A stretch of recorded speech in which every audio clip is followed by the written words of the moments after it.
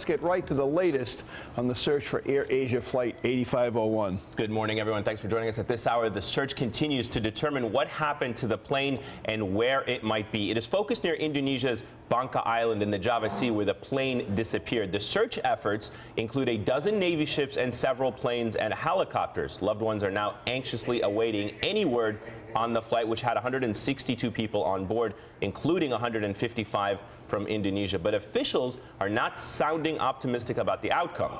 The head of Indonesia's search and rescue agency says it is likely that the plane is at the bottom of the sea. Here's what we do know so far. At 5:35 Sunday morning, the Airbus plane took off from Indonesia's second largest city of Surabaya for Singapore. A 2-hour flight. At 6:13, the pilot asks to change course and climb higher to avoid storm clouds. Only the course change was approved. Then at 6:17, 42 minutes into the flight, contact was lost. No distress call was ever received. There was severe weather at the time in the area, including high winds, thunderstorms, and lightning. Those conditions mean the flight likely encountered severe turbulence, not just within the thunderstorm, but possibly for several miles beyond the storm. Airline officials say the pilot of the plane had more than 20,000 hours of flying experience, and the plane made more than 13,000 trips. Let's get right to NBC News foreign correspondent Katie Tur live from Singapore. Katie, what's the latest from that area?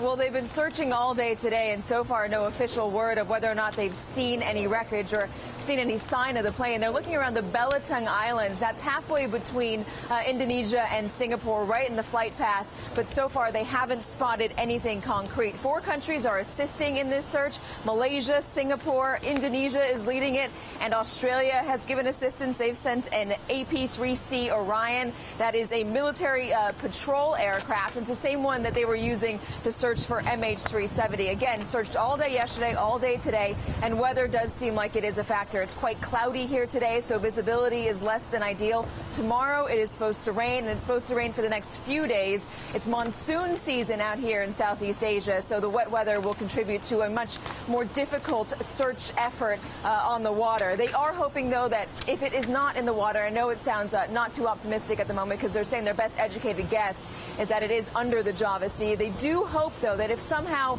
it landed on land, and there's quite a few islands in that area, very thickly vegetated islands, they're hoping that potentially there could be some survivors. This is still very much a search and rescue operation. They have not called off the rescue operation as of now. They're going to continue to look as long as there is hope.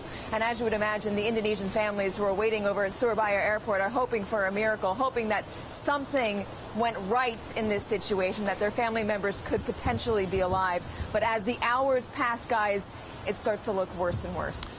Katie, I wanted to ask you, the weather was a factor in the plane's sudden disappearance, at least from the pilot. Do we know if the weather now is working in favor of the search and rescue effort? No, it's not. It's not working in favor at all. It's quite cloudy right now, so visibility isn't great. Tomorrow it's going to rain. The next day it's going to rain. Monsoon-like conditions here in Southeast Asia, so visibility won't be great. The weather will not help the search effort.